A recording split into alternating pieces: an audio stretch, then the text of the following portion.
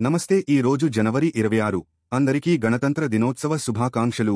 గణతంత్ర దినోత్సవం రోజున భారత జాతీయ పతాకం మన గర్వానికి, ఐక్యతకు చిహ్నం. కానీ దాని ఉపయోగం తర్వాత దానిని తగిన గౌరవంతో పారవేయడం చాలా ముఖ్యం. దురదృష్టవశాత్తు చాలామంది జెండాలను అజాగ్రత్తగా విసిరేస్తారు. అది ప్రాతినిధ్యం వహించే గౌరవాన్ని పరిగణనలోకి తీసుకోరు. ఇది జెండాకు దక్కాల్సిన గౌరవానికి విరుద్ధం.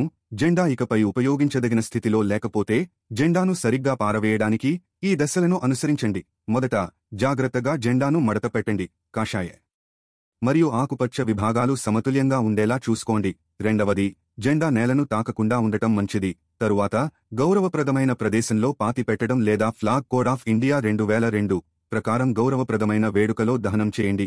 భారత జాతీయ పతాకాన్ని ఎల్లప్పుడూ అత్యంత గౌరవంతో చూసేలా చూసుకుందాం, ఎందుకంటే ఇది మన జాతి స్ఫూర్తికి ప్రాతినిధ్యం వహిస్తుంది.